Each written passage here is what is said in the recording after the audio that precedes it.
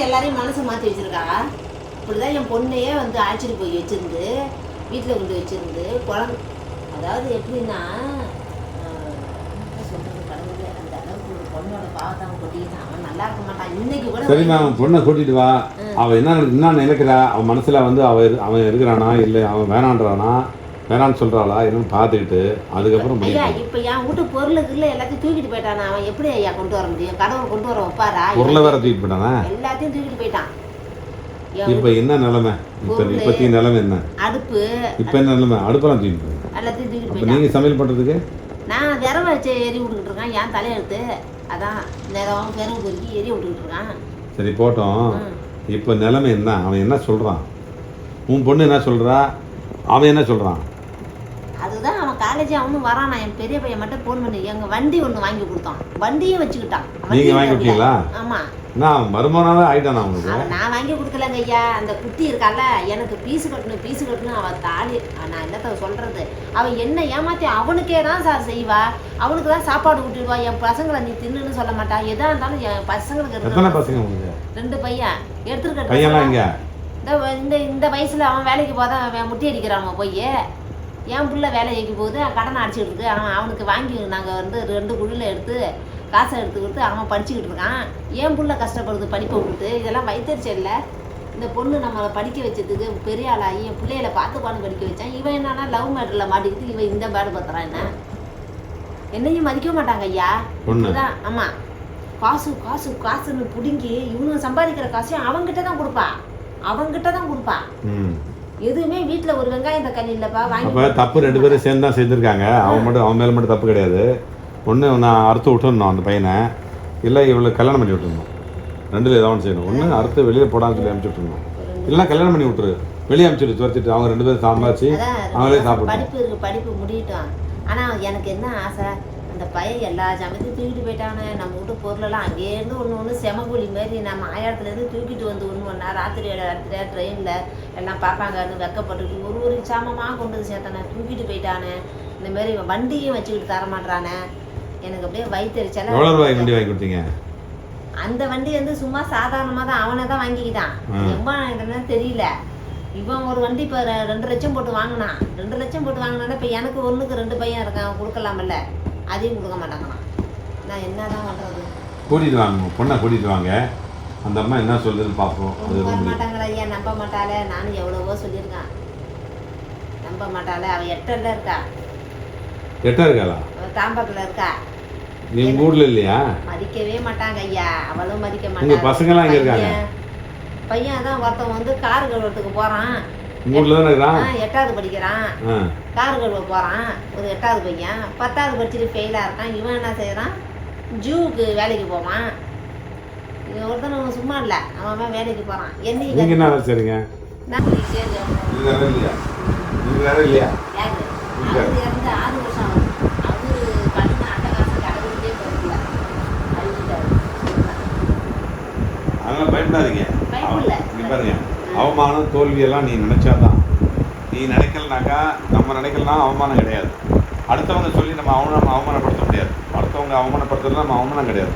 நம்ம நினச்சிக்கிட்டா அவமானம், நம்ம நினச்சிக்கிட்டா நம்ம தோல்வி. ஸோ நம்ம வந்து யார் சொல்லி நான் எனக்கு ஒன்றும் அவமானம் கிடையாது, என் வேலை என் மனசாட்சி இருக்குது அப்படின்னு நினச்சிட்டு நீங்கள் பாட்டு போயிட்டே இருங்க. உங்கள் வாழ்க்கையில் யாரும் உங்களை தோக்கடிக்க முடியாது. நீங்கள் ஜெயிப்பீங்க, நீங்கள் நல்லா இருப்பீங்க. பயப்படாதீங்க. பையன் ஜாமத்தெல்லாம் கொண்டு போடுவானா, இருந்த ஜாமத்தெல்லாம் வீட்டு போயிட்டாங்க கொண்டு வருவானா. இந்த குழு பணமும் இருக்கு அப்படின்னு சொல்கிறோம். நாங்கள் தாங்க 2600 கட்டணும். நாங்கள் தனியாக மாதத்துக்கு இது தனியாக 3000 சொட்டு ரூபா கட்டணும். 2 குழுவில் படித்து அவனை படிக்க வைக்க, நான் இவளை படிக்க வைக்கவே இந்த பாடுபட்டு எனக்கு எங்கள் அண்ணன் 10,000 பணம். ஏன் அவன் வீட்டில் வசதி இல்லையா அந்த பையன் வீட்டில்? அவன் வீட்டிலலாம் அவன் பிழைக்க வந்தவன். நான் பேர் பிரவீன் தாஸ்னு போட்டுருக்கு.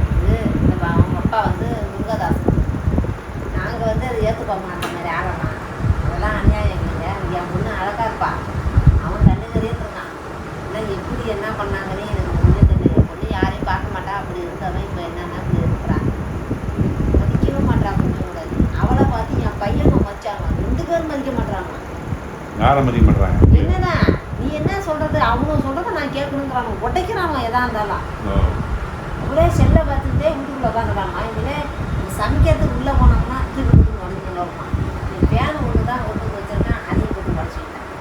ஏதாவது பதிலே பேசக்கூடாதுங்கிறாங்கன்னா, வேலைக்கு போகிறேன், அம்மாட்ட காசு கொடுக்க மாட்டாங்க. இந்த மாதம் சம்பளம் வரும், 7ஆம் தேதி வரும், அது வரைக்கும் நான் என்ன பண்ணுவேன் சாப்பாடு அதை நினச்சி கொடுத்து பார்க்கலாம்.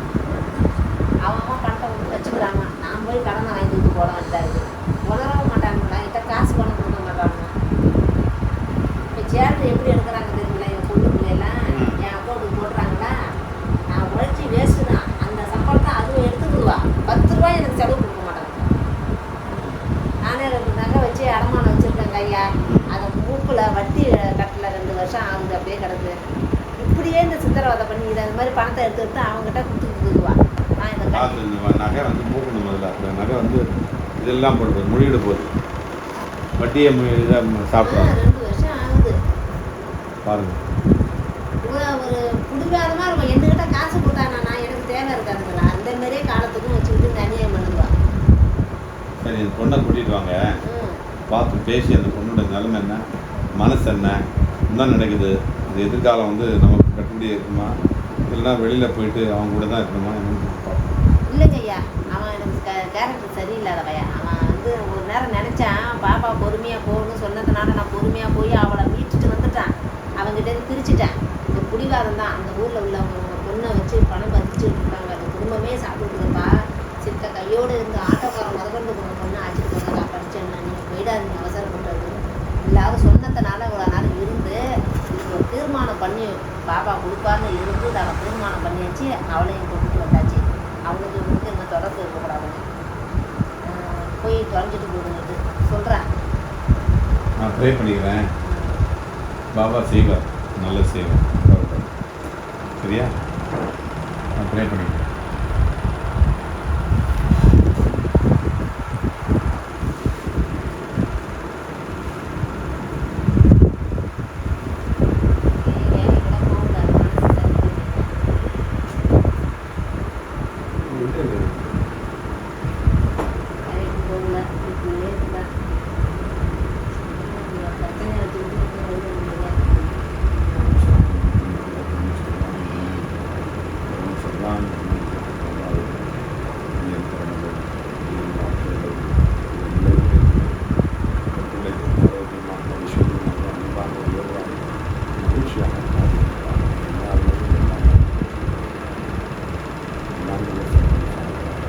பிள்ளைகளுடைய வழியில் வாழ்விலும் நேர்ந்தார். பிள்ளைகளை கரைசல் பிள்ளை நல்ல குடும்ப தலைவியாக எப்பொழுதும் ஆரோக்கியமாக ஐஸ்வர்யமாக வேறு புகழமாக சொல்றான். காலு பாருங்க, ரொம்ப நாள் இந்த என்ன கடிச்சுனே தெரியலங்க, ஃபுல்லாகவே இருக்குது, ஆறவே மாட்டேங்குது. இந்த இதுதான் எனக்கு அசிங்கமாக இருக்குது. இந்த காலும் இந்த காலம் வந்து பார்க்கலாம் சொல்லி எவ்வளோ நான் செலவு பண்ணி மருந்து தேவை. ஆமாம், இந்த சரியாக ஆக மாட்டேங்குது. எலுமிச்சை பழம் கூட எடுத்து வச்சு சுத்தம் பண்ணி தான் வந்தேன். எலுமிச்சை பழம் எண்ணெய் போடு, எண்ணெய் போடு, எண்ணெய் நைட்டில் போடும்போது தேங்காய் எண்ணெய் போடுங்க, சரியா இருக்கும்.